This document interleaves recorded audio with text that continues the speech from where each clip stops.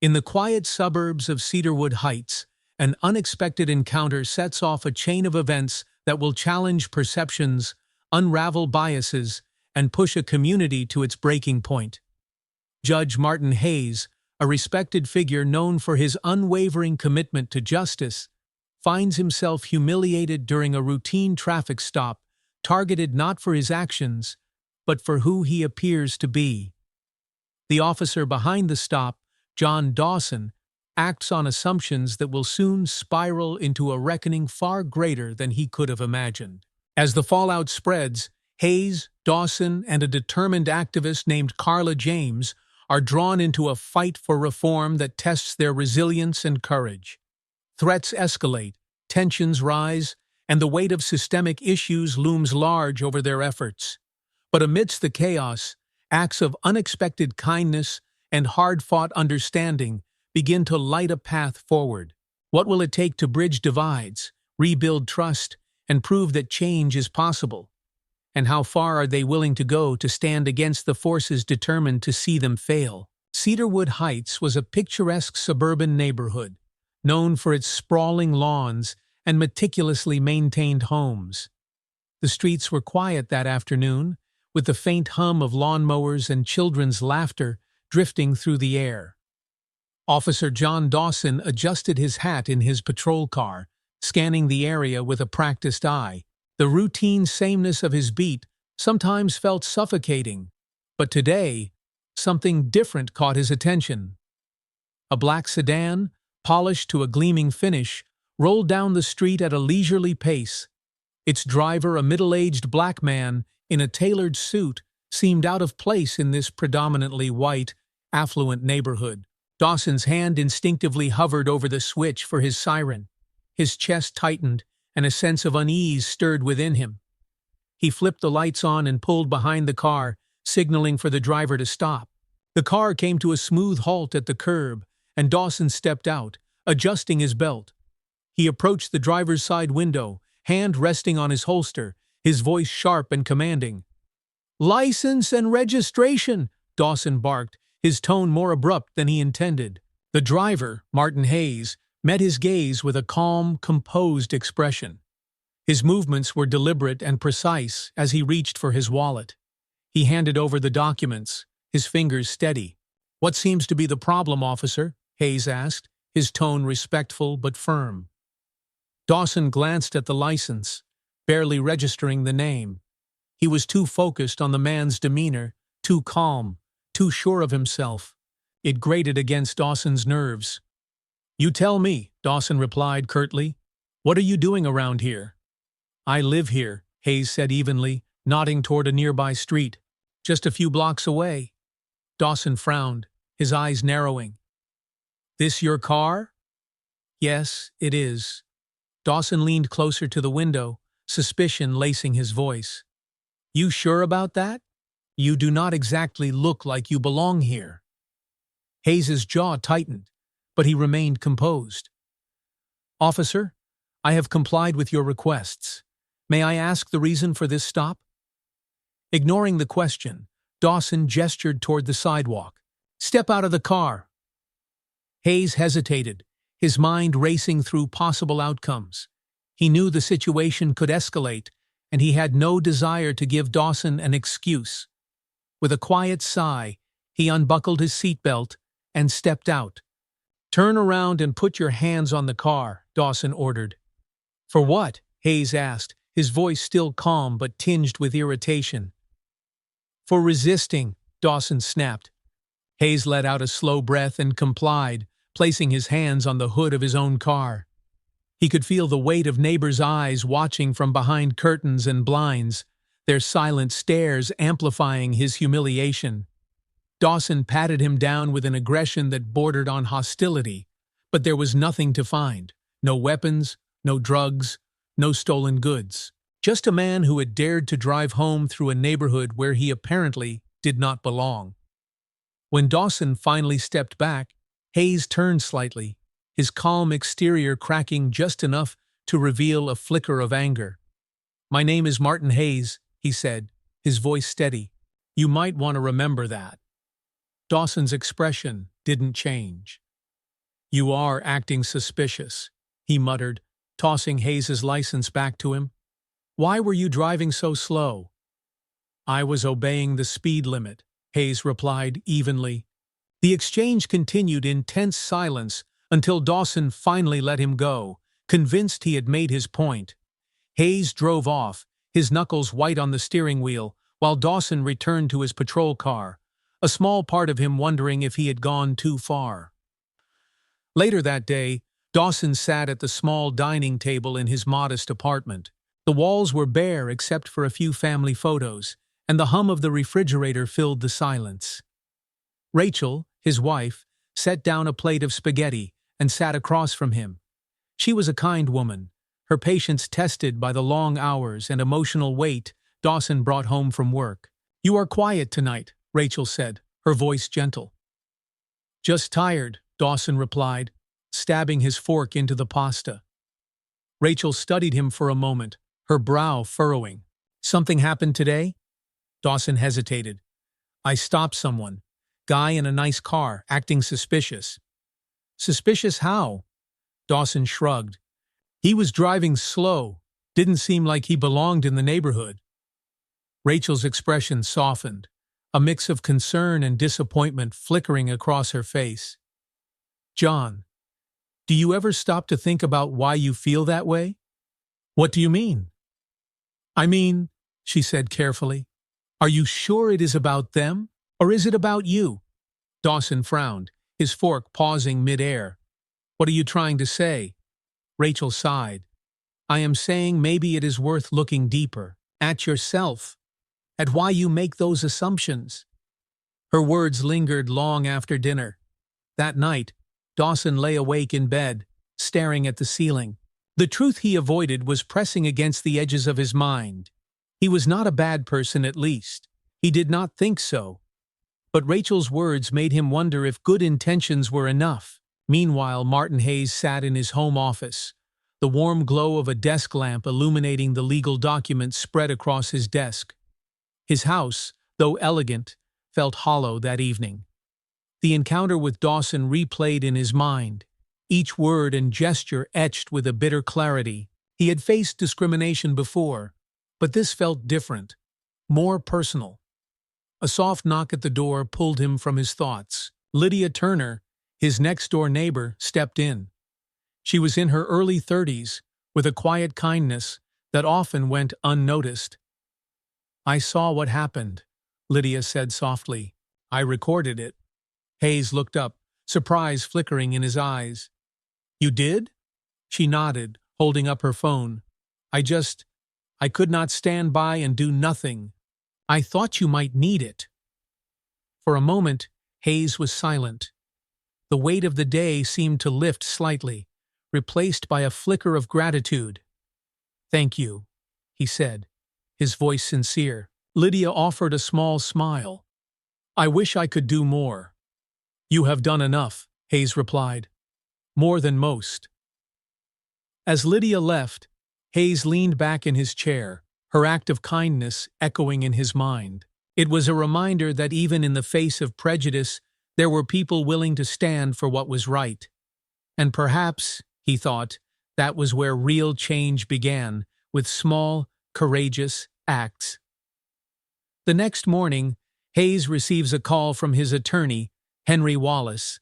"Martin, you need to see this," Wallace says, his tone urgent. Hayes opens his email to find Lydia's video, now circulating online. The world is watching, and the ripple effect of that one moment is about to change everything. The morning sunlight filtered through the blinds in Martin Hayes's home office as he sat at his desk, sipping black coffee and scrolling through his phone. The bitter taste matched his mood, a residue of yesterday's humiliation still clinging to him. The video Lydia Turner had recorded was now spreading online. In every frame, Officer John Dawson's actions were clear: his hostility, his baseless accusations, his need to assert authority. Hayes closed his eyes for a moment, steadying his breath. He had spent years on the bench, ruling with impartiality, striving to be a voice of fairness. Yet here he was, reduced to just another nameless target of someone else's prejudice. His phone buzzed, drawing him back. "Martin," came the familiar voice of his attorney, Henry Wallace. "You need to see this." "I already have," Hayes said quietly. "Then you know this is bigger than just a bad traffic stop. It's going viral." "What do you suggest we do?" Hayes asked, setting his coffee cup down. He could hear the tension in Wallace's voice. "First, we ensure you're protected. This could escalate in unpredictable ways. Second, we decide how to respond. Publicly. This is an opportunity, Martin, to put a spotlight on something larger." Hayes leaned back in his chair, considering the implications. He wasn't looking for fame, nor did he want this moment to define him.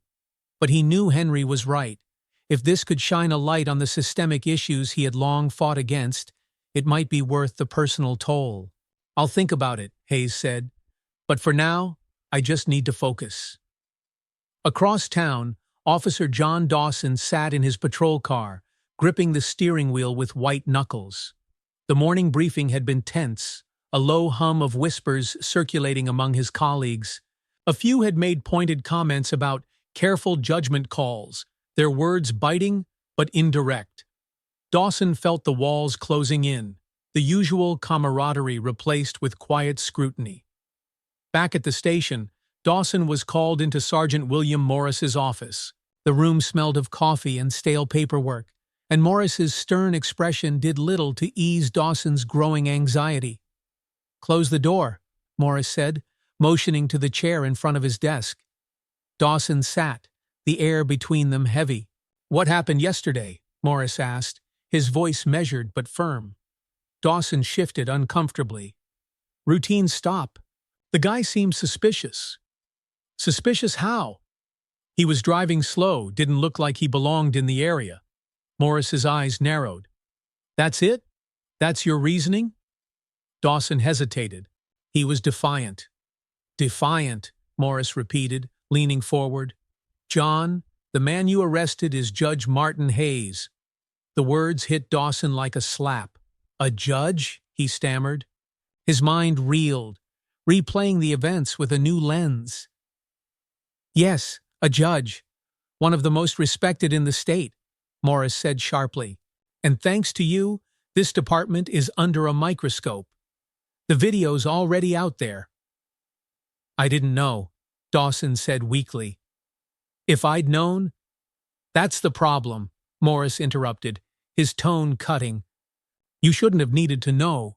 You escalated without cause, and now we're all paying for it." The weight of Morris's words settled on Dawson like a lead blanket. He left the office in a daze, the usual buzz of the station now feeling like a courtroom where he was the one on trial.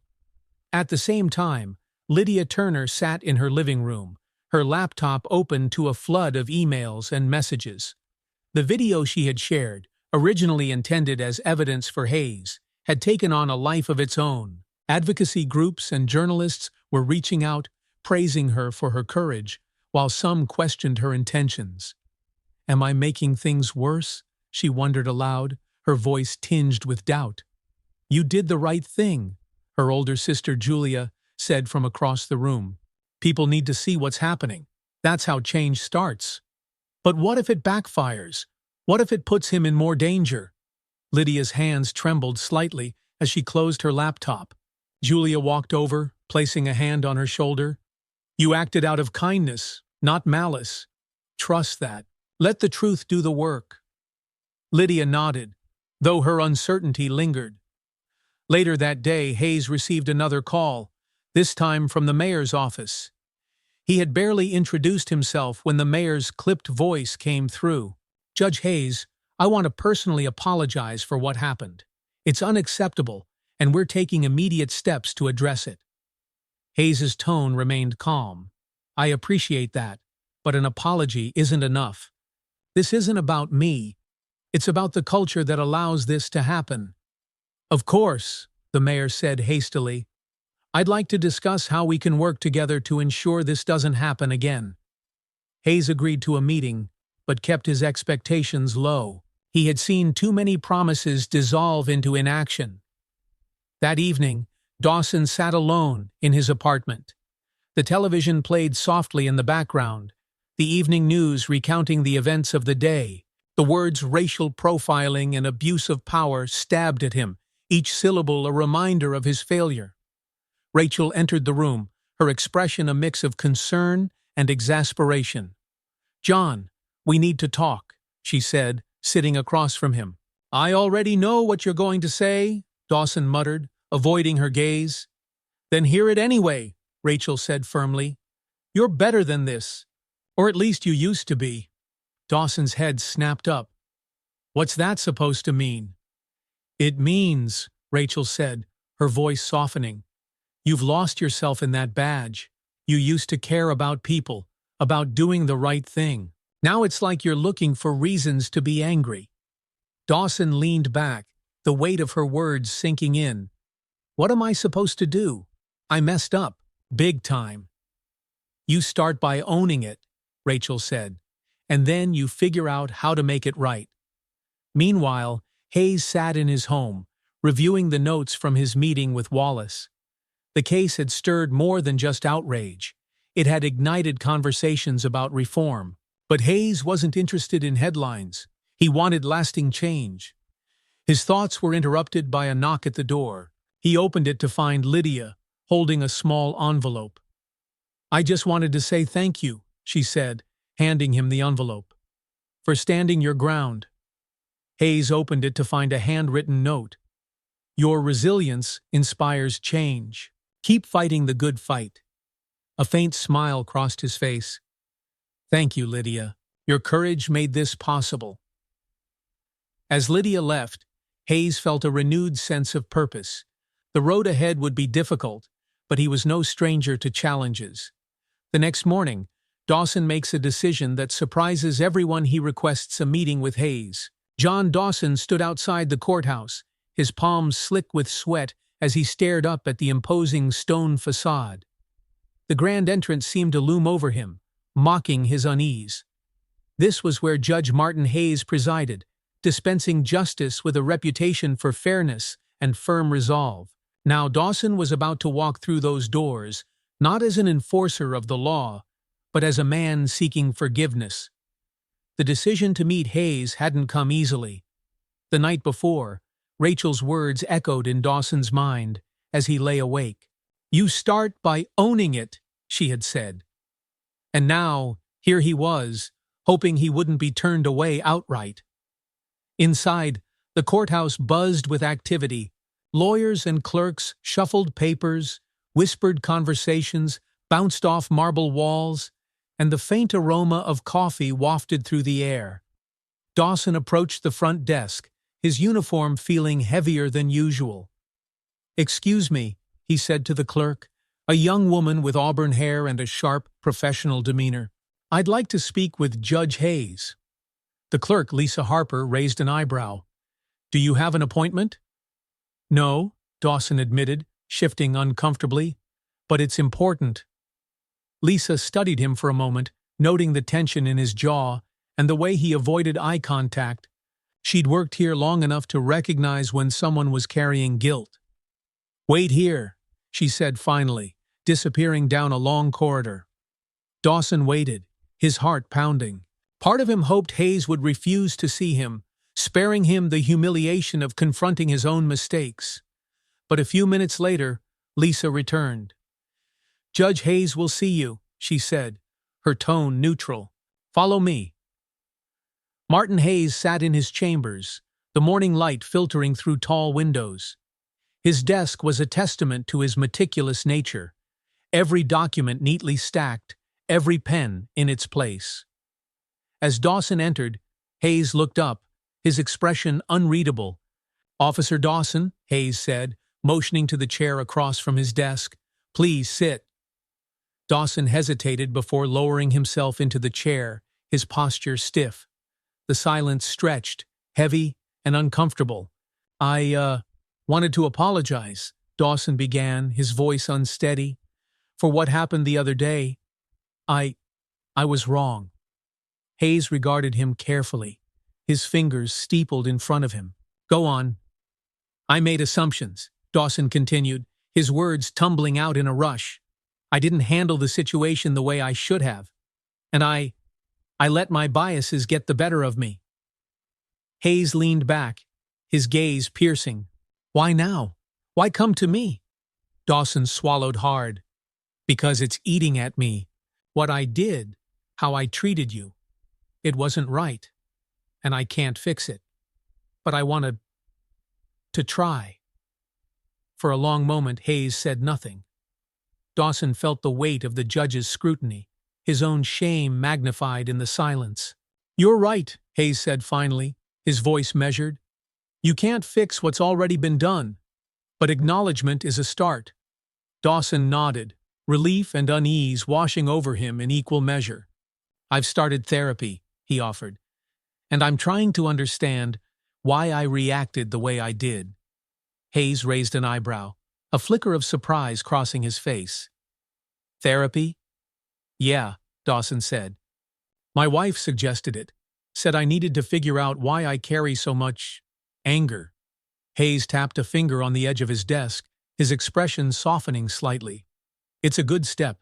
But this isn't just about you, Officer Dawson. It's about the system you're part of, a system that enabled your actions.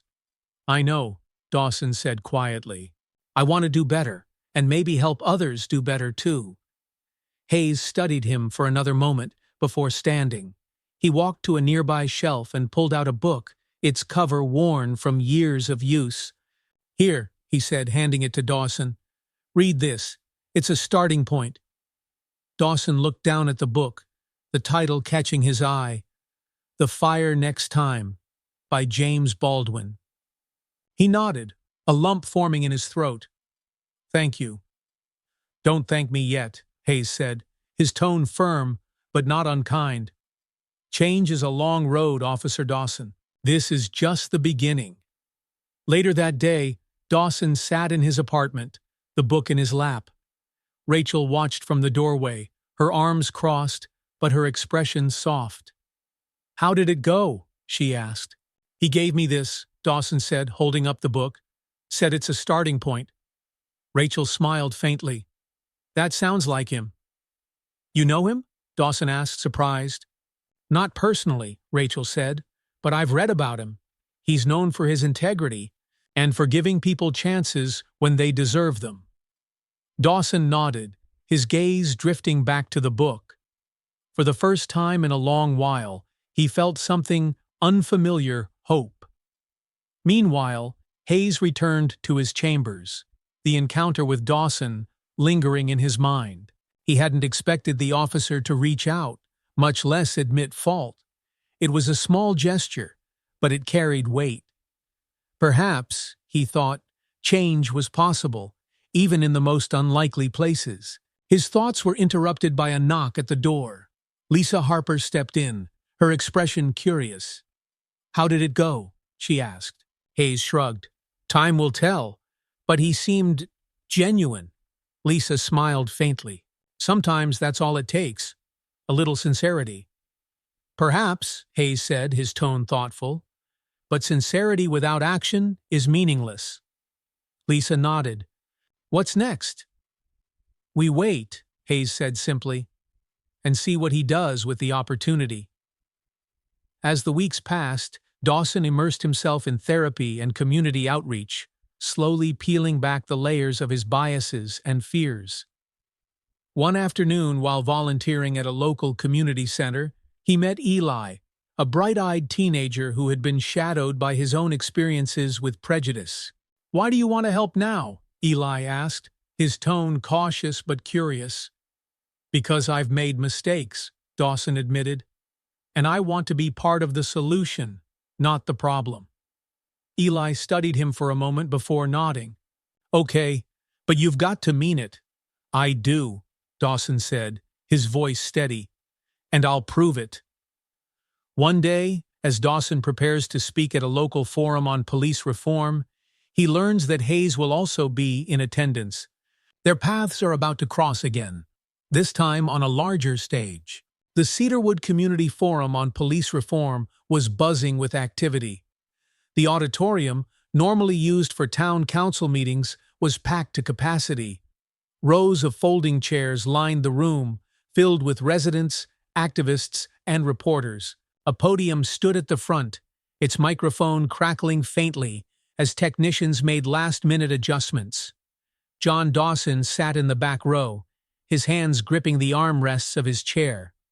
The room's energy felt like a tide, pulling him in and threatening to drown him. He was no stranger to crowds, but this was different.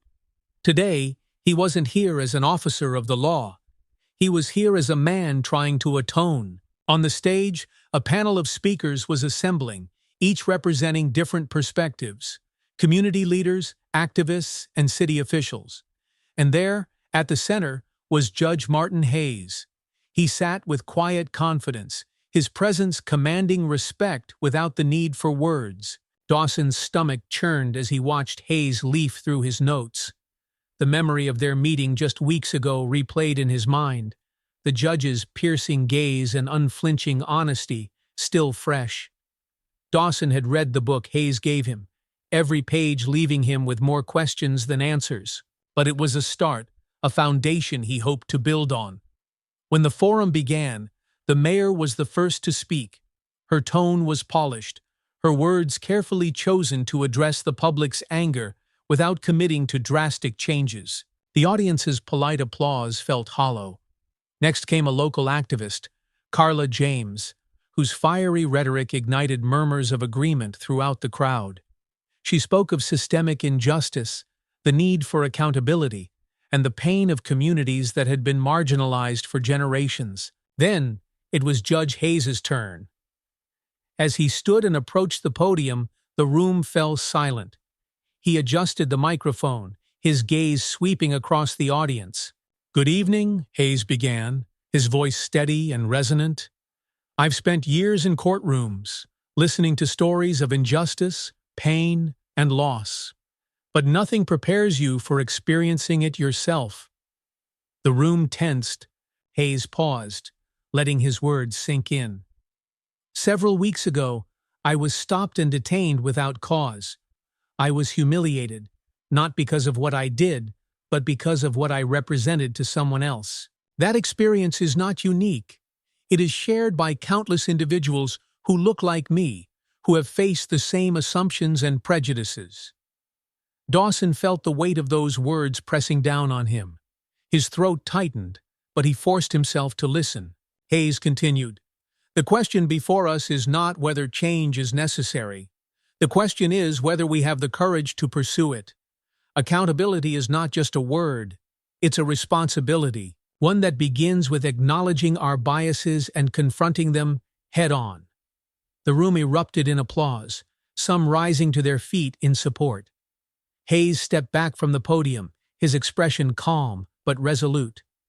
As the forum progressed, Dawson's pulse quickened. He knew his turn to speak was coming, and the idea of standing before this crowd felt like stepping into a storm. The moderator called his name, and he rose slowly, his legs feeling like lead. The room quieted as Dawson approached the podium. He adjusted the microphone, his hands trembling slightly. For a moment, he couldn't find his voice, the weight of his actions and the crowd's expectant gazes threatening to crush him. "My name is John Dawson," he began, his voice tight. "I'm a police officer."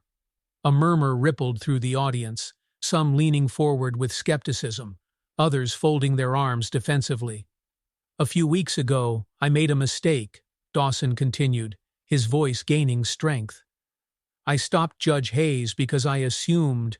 I let my biases cloud my judgment, and I humiliated a man who had done nothing wrong." The murmurs grew louder, but Dawson pressed on. "I'm not here to defend what I did. I can't. What I did was wrong, and I've had to face that. But I'm here because I want to be better.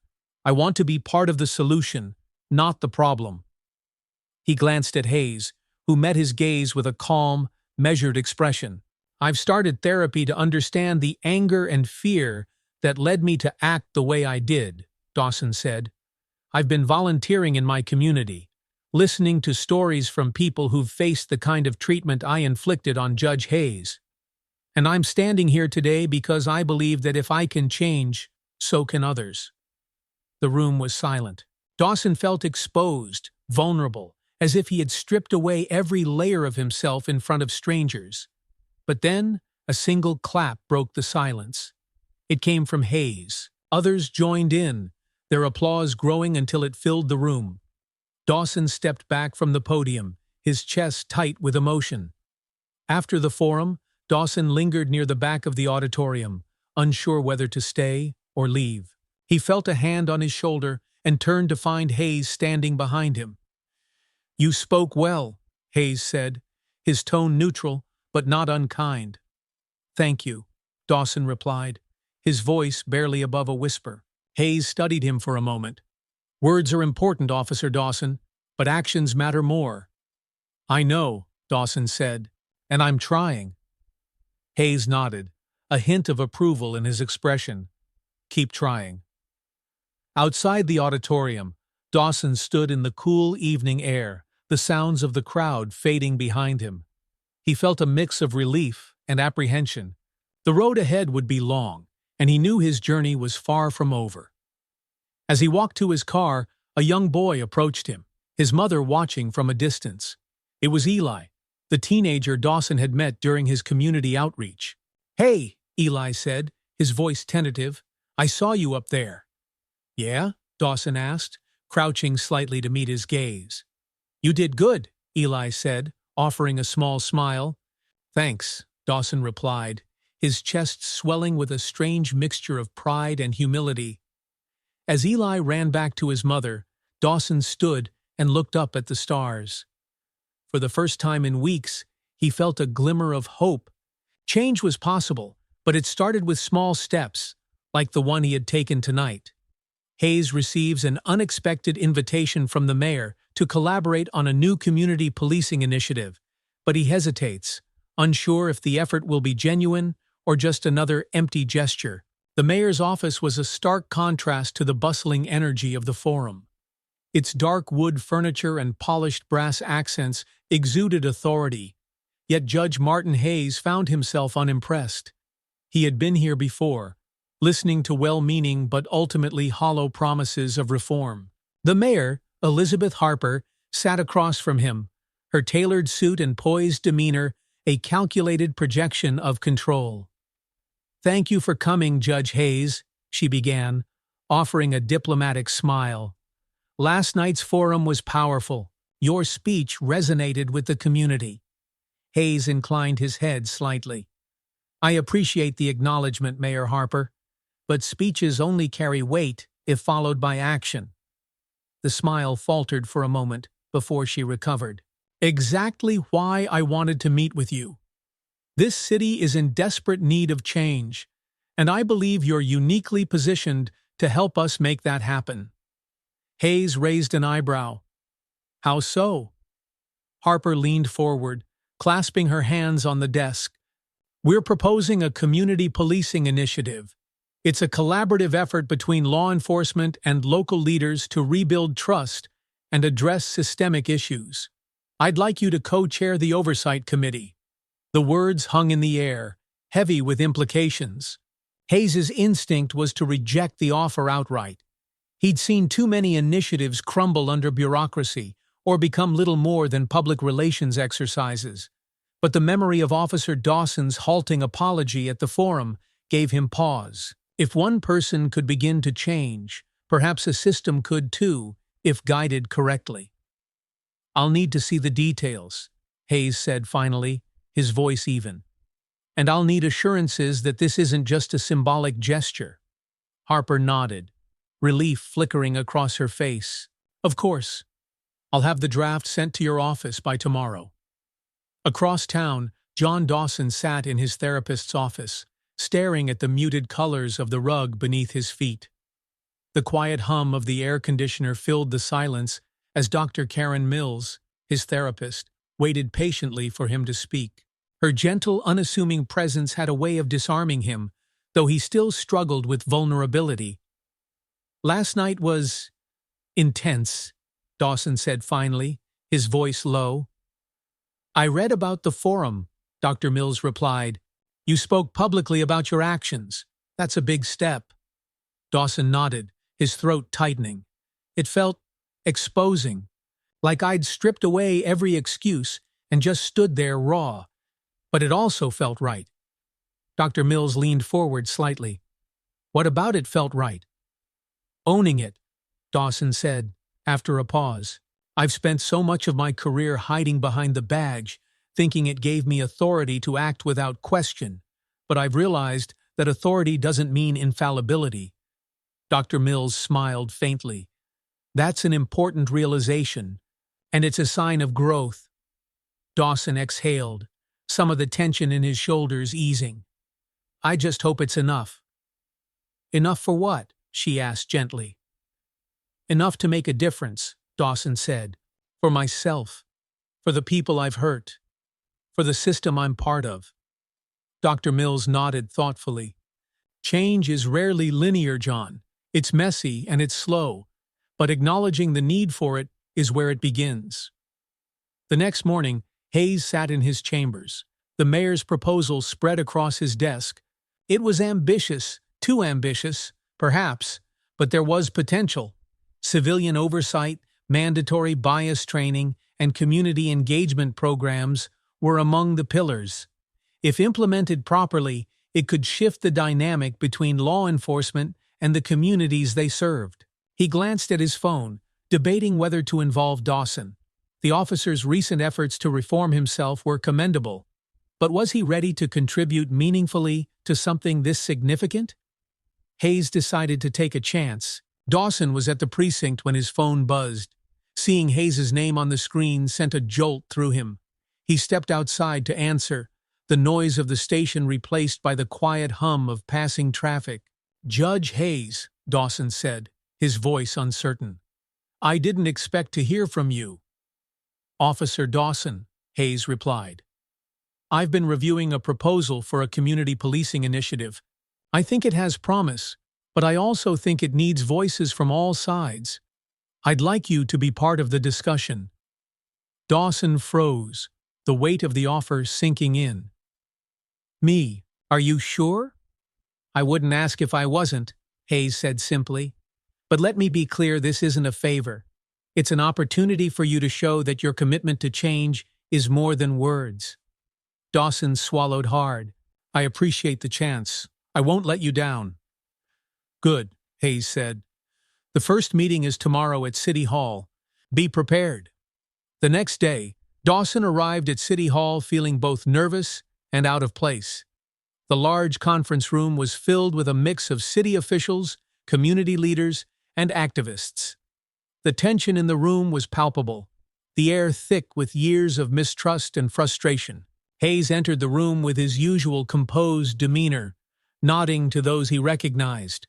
He spotted Dawson near the back, his presence drawing curious glances from others. Hayes motioned for him to sit closer, a subtle but deliberate gesture. As the meeting began, Hayes took the lead. He outlined the goals of the initiative, emphasizing the need for transparency, accountability, and collaboration. The room remained silent, but the weight of his words was evident in the solemn faces around the table.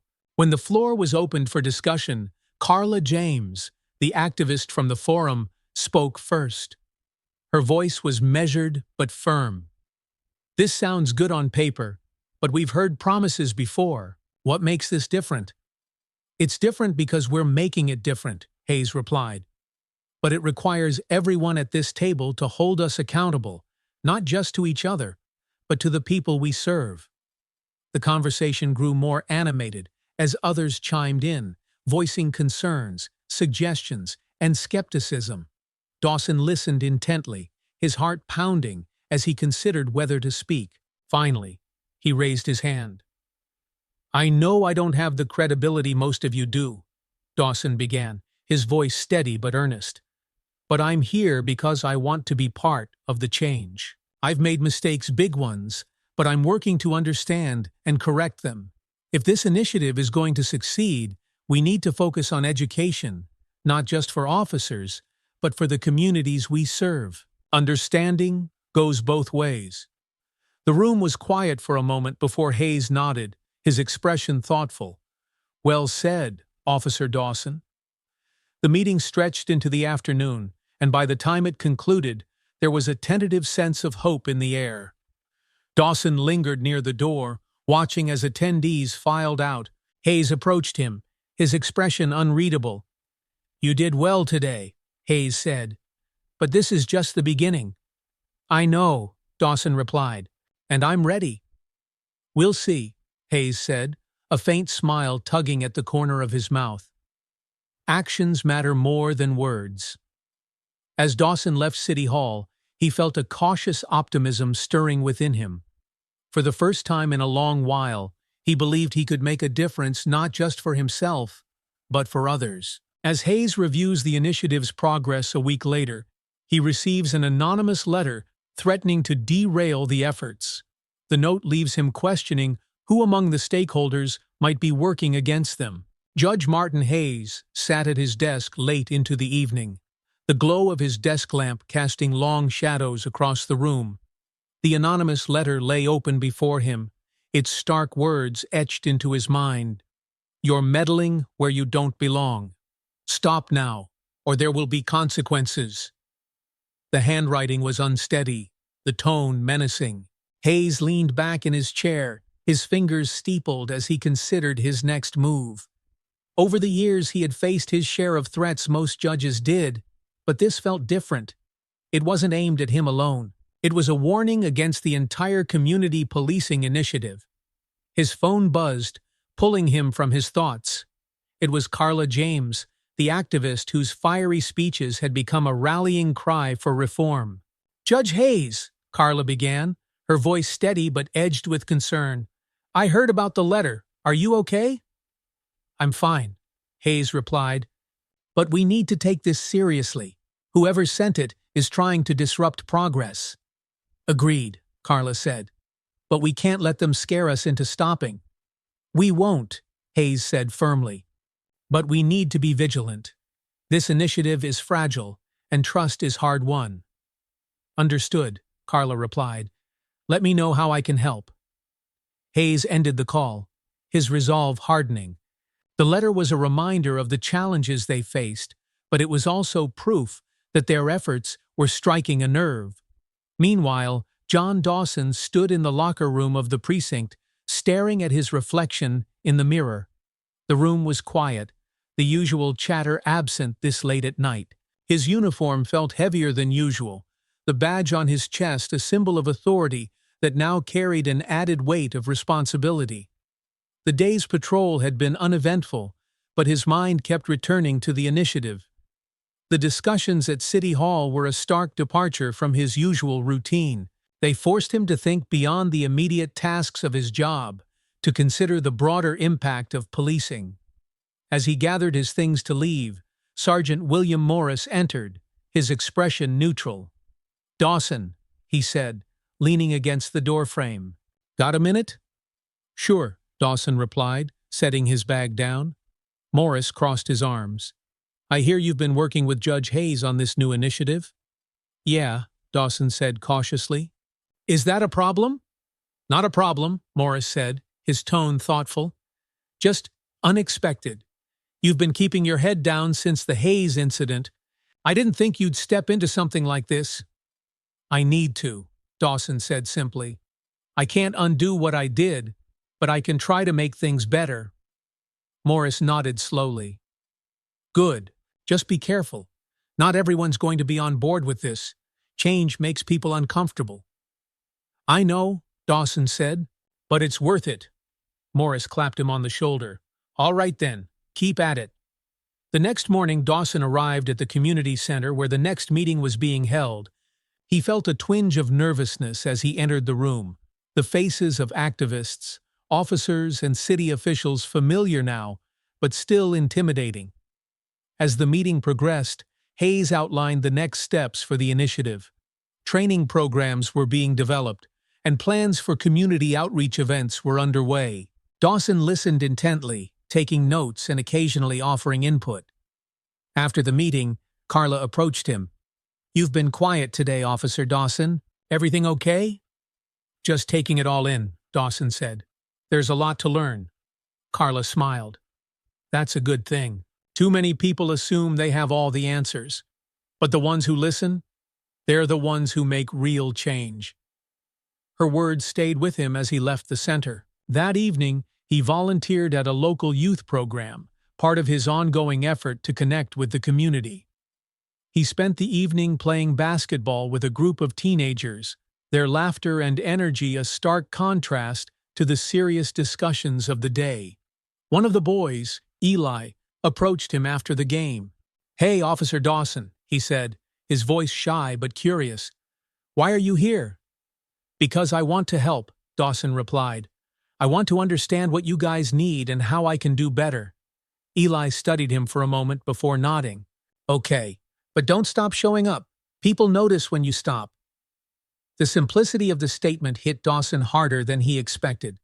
It wasn't about grand gestures or sweeping reforms. It was about consistency, about being there when it mattered.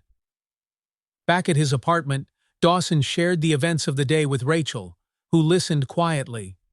"You seem lighter," she said, her voice thoughtful. "Maybe," Dawson said. "It feels good to be doing something that matters. But it's also scary. The stakes are so high." Rachel smiled faintly. "Anything worth doing usually is." Across town, Hayes sat in his office, reviewing notes from the meeting.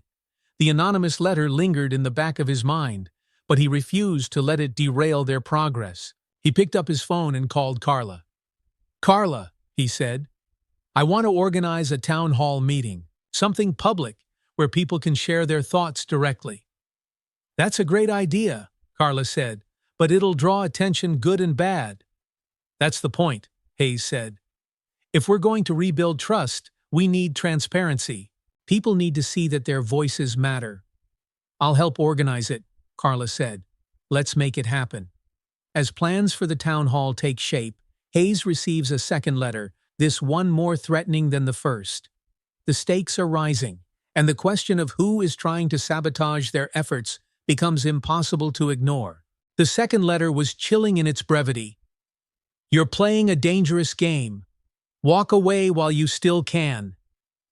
Judge Martin Hayes sat at his kitchen table, the letter laid flat in front of him. The words swirled in his mind like a storm, their implications dark and ominous. His resolve wavered for the first time since this ordeal began.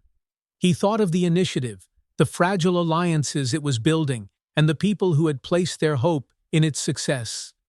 The letter hadn't been sent to his chambers this time. Instead, it had been slipped under the door of his home, a deliberate move, personal and invasive. It told him that whoever was behind it wasn't merely opposed to change. They were actively watching him. The following morning, Hayes met with Carla James in her modest office at the community center. The space was cluttered but warm, with walls adorned with posters of past protests and rallies. Carla listened as Hayes recounted the details of the second letter, her expression hardening with each word. "This isn't just resistance," Carla said, her voice low and serious. "This is intimidation." "I know," Hayes replied, rubbing his temples. "But we can't stop now. If anything, this proves we're on the right track." Carla leaned forward, her eyes blazing with determination. "Then we double down. The town hall is our chance to show them we're not afraid, that the community stands together." Hayes nodded, though the weight of the decision pressed heavily on him. "We need to be prepared. This can't turn into chaos. It has to be a moment of unity, not division." Carla agreed. "We'll bring in volunteers to manage the event. Make sure everyone gets a chance to speak, but keep things civil. And I'll personally invite key voices," Hayes added. "People who can bridge gaps and show that this isn't about sides, it's about solutions." Meanwhile, Officer John Dawson sat in his patrol car staring at his phone. The group chat for the initiative buzzed with updates about the town hall, the excitement palpable. Dawson hesitated before typing a response. He still wasn't sure how the community viewed him, despite his efforts to make amends. As he contemplated his role, a call came through from Judge Hayes. Dawson answered quickly, his heart racing slightly. "Judge Hayes," Dawson said, his voice steady despite his nerves. "Officer Dawson," Hayes replied. "I'd like you to speak at the town hall." The request hit Dawson like a freight train. "Me? Are you sure?" "You've been part of this process from the beginning," Hayes said. "Your voice matters. People need to see that change isn't just possible, it's happening." Dawson's mind raced. He thought about the forum, the vulnerability of standing before a crowd and admitting his failures. It had been terrifying, but also transformative. Still, the thought of doing it again made his palms sweat. "I'll do it," Dawson said finally, his voice firm. "I won't let you down." "I know you won't," Hayes replied. The day of the town hall arrived, and the community center was packed. Rows of chairs filled the auditorium, with more people standing along the walls. The energy in the room was electric, a mix of anticipation and tension. Reporters with cameras stood at the back, their lenses trained on the stage. Hayes stood near the podium, scanning the crowd. He spotted Carla coordinating with volunteers, her leadership steady and reassuring. Dawson sat in the front row, his uniform freshly pressed, his expression a mixture of determination and unease. When Hayes stepped up to the microphone, the room fell silent. He took a deep breath, letting the moment settle. "Good evening," Hayes began, his voice calm but resolute. "We're here tonight because we believe in something bigger than ourselves. We believe in the power of community and the necessity of accountability." The audience nodded, their attention rapt. "This initiative isn't about blame," Hayes continued. "It's about solutions. It's about creating a system where trust replaces fear, and where justice is more than an ideal, it's a reality." The applause was thunderous, filling the room with hope. Hayes stepped aside, motioning for Carla to speak next. She delivered a passionate address, highlighting the stories of those who had suffered under systemic injustices and emphasizing the importance of collective action. Then it was Dawson's turn. As he approached the podium, the room seemed to hold its breath. He adjusted the microphone, his hands trembling slightly. "My name is John Dawson," he began, his voice steady despite the lump in his throat. "I'm a police officer, but I'm also a human being, and like all of you, I've made mistakes." The room was silent, every eye fixed on him. "A few months ago, I let my biases cloud my judgment," Dawson continued. "I stopped Judge Hayes not because he did anything wrong, but because of who I thought he was. That was wrong, and I've spent every day since trying to understand why I acted that way and how I can change." A murmur ran through the crowd, some faces softening while others remained skeptical. "I know words aren't enough," Dawson said, his voice gaining strength. "But actions start with words. And I'm here tonight because I want to be part of the solution. I want to rebuild trust, not just for myself, but for the system I represent." The room erupted in applause, hesitant at first, but growing into a wave of support. Dawson stepped back, his heart pounding, and returned to his seat. Hayes gave him a nod of approval, a rare but genuine smile crossing his face. As the town hall continued, community members shared their stories, frustrations, and hopes. The atmosphere, while charged, remained constructive. By the end of the night, a sense of cautious optimism had taken hold. Later, as the crowd dispersed, Dawson found himself standing alone outside the center. The cool night air was a welcome relief from the intensity of the evening. Hayes approached, his hands in his pockets. "You did well," Hayes said, his voice quiet but sincere. "Thank you," Dawson replied. "I wasn't sure how people would take it." "They listened," Hayes said. "That's the first step." Dawson nodded, the weight of the night beginning to lift. "What now?" "Now," Hayes said, "we keep going. Change doesn't happen overnight. It's a process. And tonight, we've taken another step forward. As Hayes walked away, Dawson stood under the streetlights, the faint buzz of the city around him.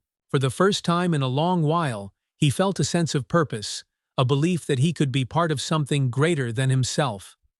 As Hayes returns home, he finds his front door slightly ajar. Inside, he discovers signs of a break-in, and the threatening letters suddenly take on a much more ominous weight. Judge Martin Hayes froze at the threshold of his front door. The faint creak of the hinges echoed in the still night, and his pulse quickened as he noticed the splintered wood near the lock. The door had been forced open.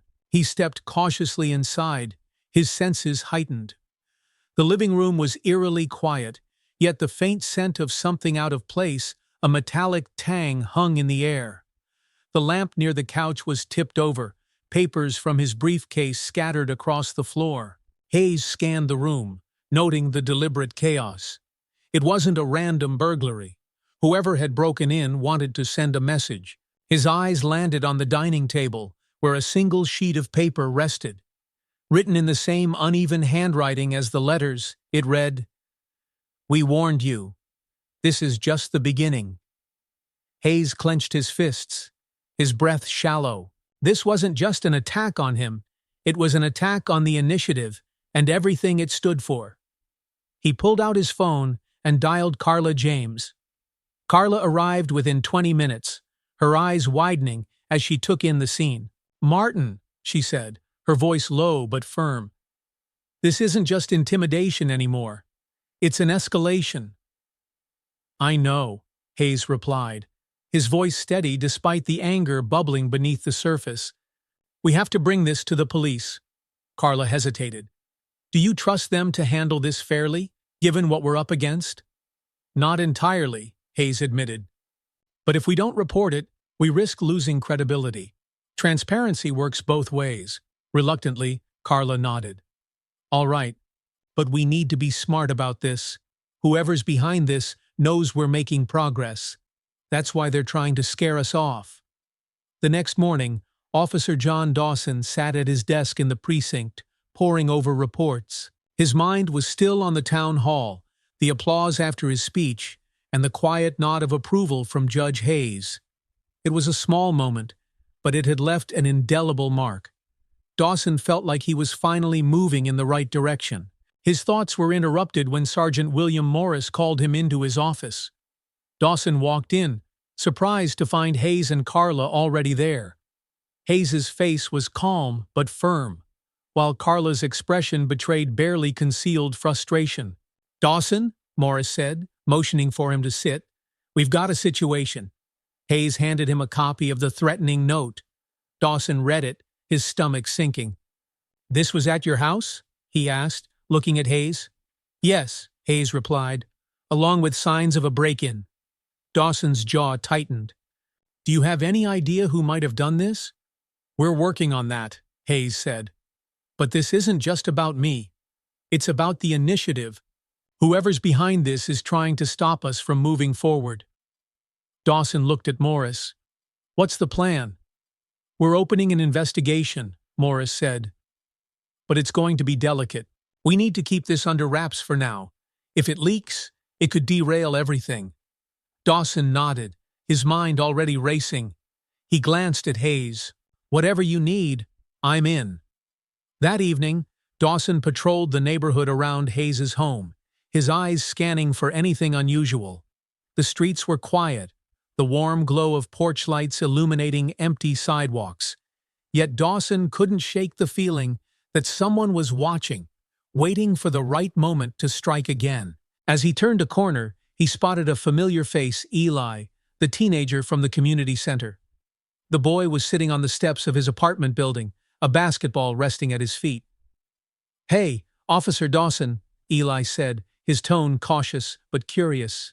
"Hey, Eli," Dawson replied, stepping closer. "What are you doing out here this late?" Eli shrugged. "Just thinking. A lot's been going on."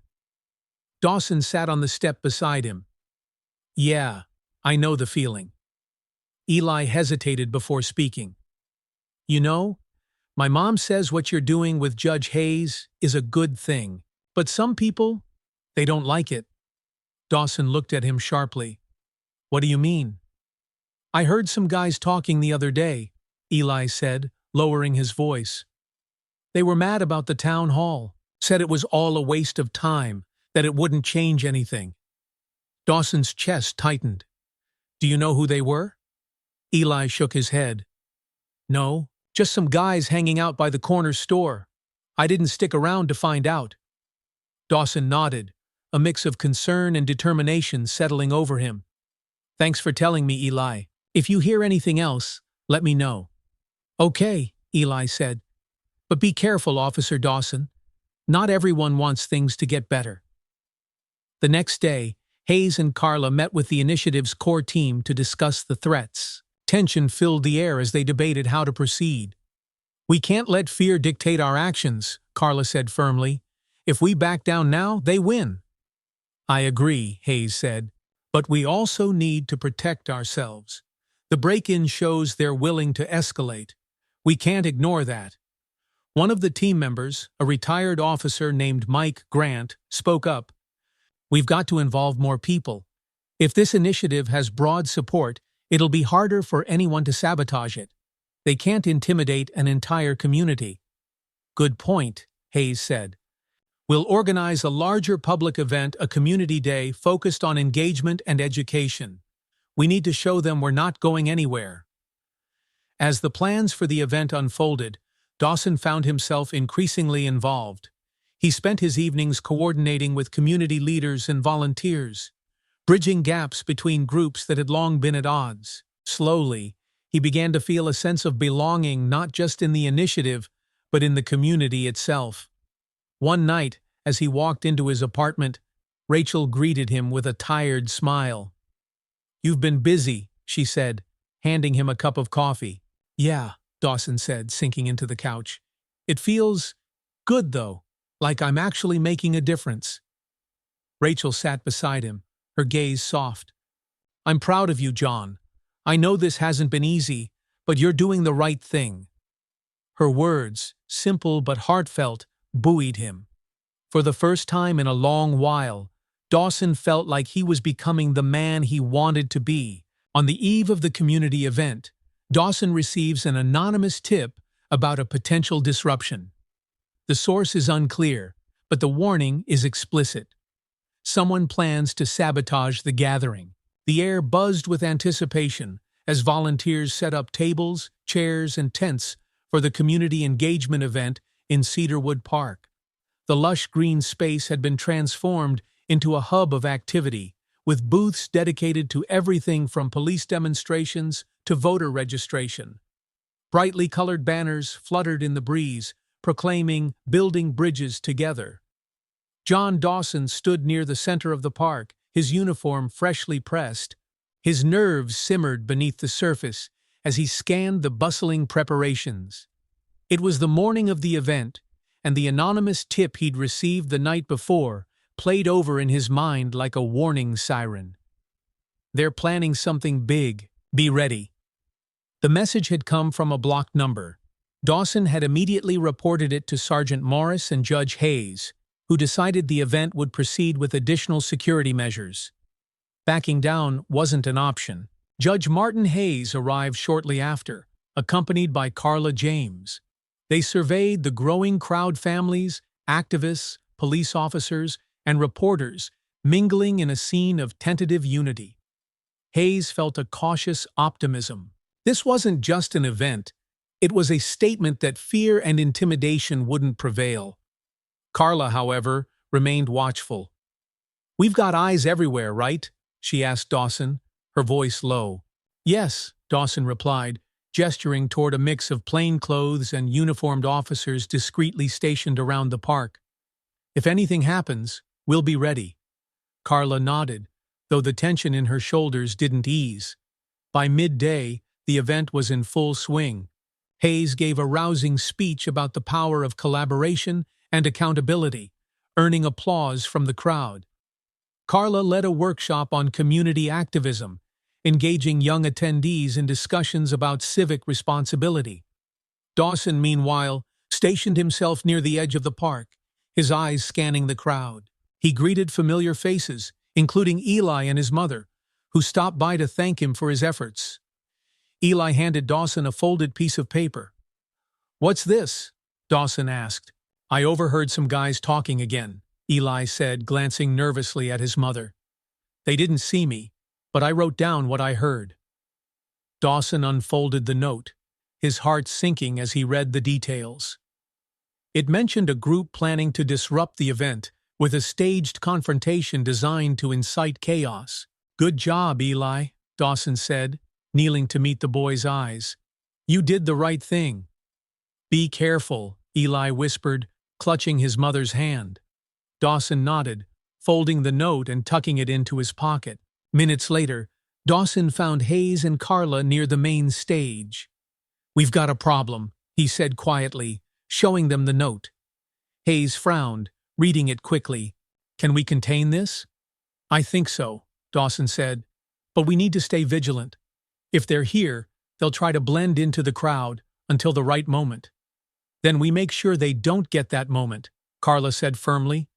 As the afternoon wore on, Dawson's unease deepened.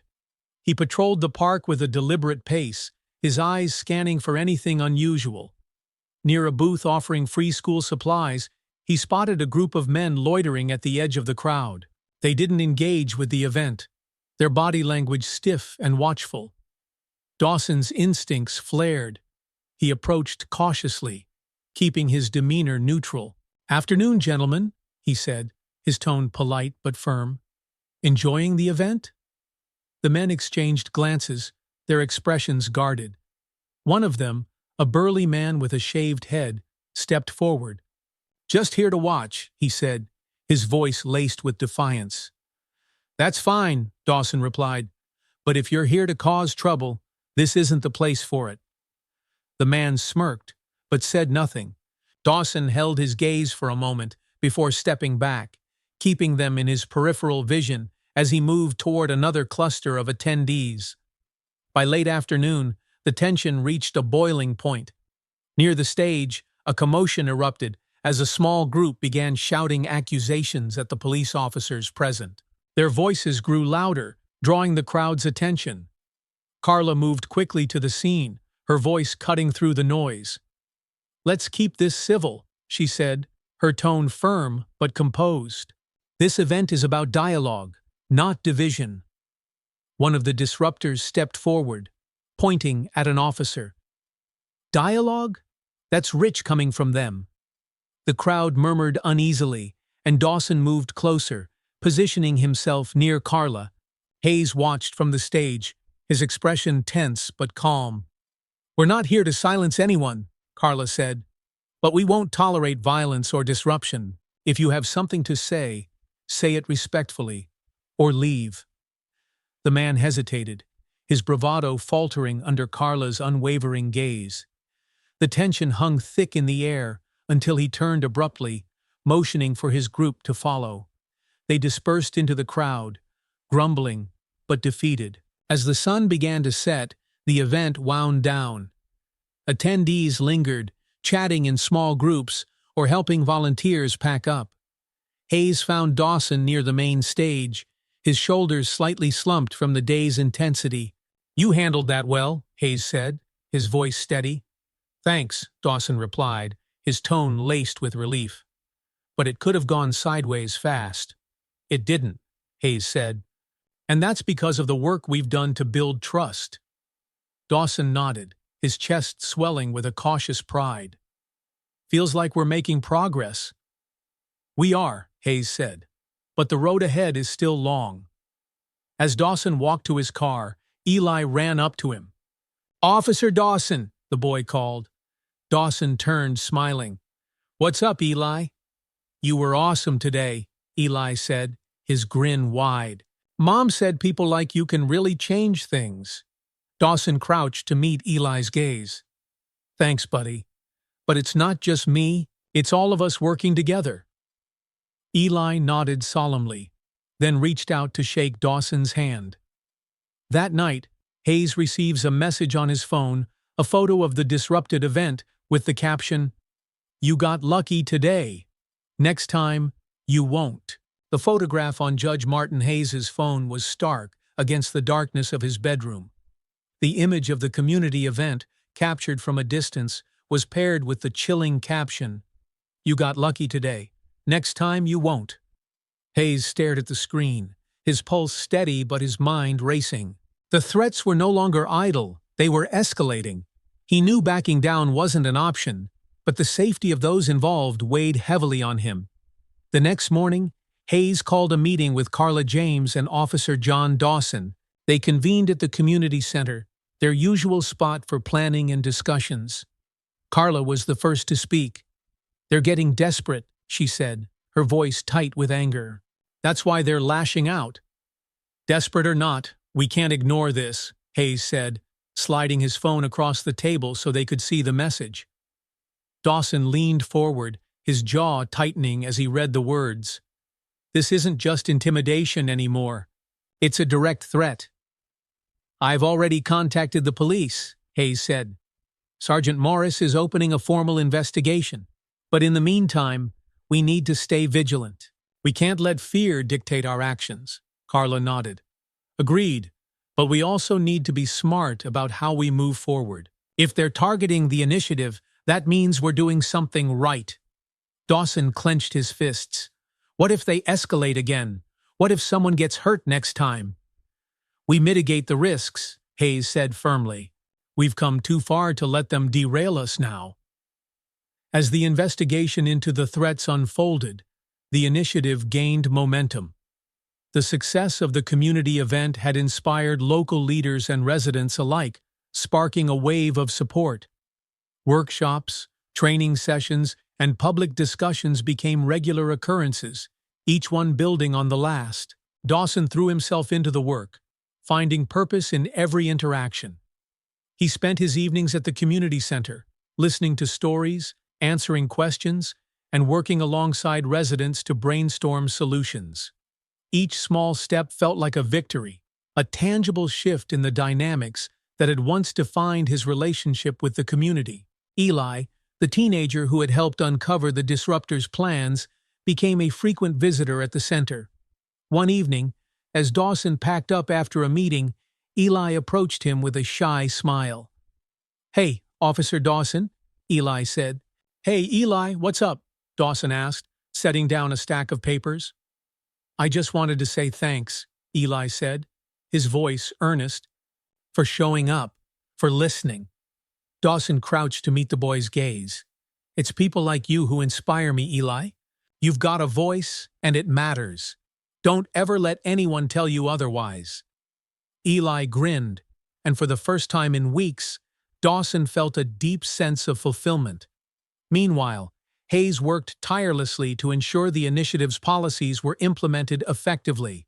He spent hours in meetings with city officials, crafting proposals that prioritized accountability and transparency. Despite the threats and challenges, Hayes's resolve remained unshaken. One afternoon, as Hayes reviewed a final draft of the initiative's civilian oversight policy, Carla entered his chambers with an excited expression. "Martin, you're not going to believe this," she said, holding up her phone. "What is it?" Hayes asked, setting down his pen. "The governor just endorsed our initiative," Carla said, her grin widening. "He's backing our reforms and pledging state support." Hayes's eyes widened. "That's monumental." "It's a game changer," Carla said. "This gives us the leverage we need to expand these efforts statewide." Hayes allowed himself a rare smile. "Then, let's make it count." The culmination of their efforts came 2 months later at a city council meeting, where the initiative's policies were formally presented for a vote. The chamber was packed, with residents, activists, and law enforcement officers filling every seat. Reporters lined the back of the room, their cameras trained on the council members. Hayes and Dawson sat side by side near the front, their shared journey evident in their quiet camaraderie. Carla, seated on Hayes's other side, whispered words of encouragement as the council began deliberations. When the final vote was announced unanimous approval, the room erupted into applause. Hayes stood, shaking hands with Carla and Dawson as relief and triumph washed over him. "You did it," Dawson said, his voice filled with respect. "We did it," Hayes corrected, his tone resolute. The following week, Hayes stood before a crowd gathered at Cedarwood Park. This time, the atmosphere was celebratory. The tension and fear of the past months replaced with hope. He stepped up to the podium, his voice carrying across the sea of faces. "Today is not an end," Hayes began. "It's a beginning. A beginning of accountability, transparency, and trust. Together, we've shown that change is possible when we come together, when we listen, and when we act." The applause was deafening. As the crowd dispersed, Dawson found himself standing with Rachel, who had joined him for the event. "You've come a long way," she said, pride shining in her eyes. "I couldn't have done it without you," Dawson replied. "You've made me proud, John," Rachel said, her voice soft but steady. Dawson smiled, a weight lifting from his shoulders. Later that evening, as Hayes sat in his office reflecting on the journey, his phone buzzed with a message from Dawson. "Thank you for giving me a chance. I won't waste it."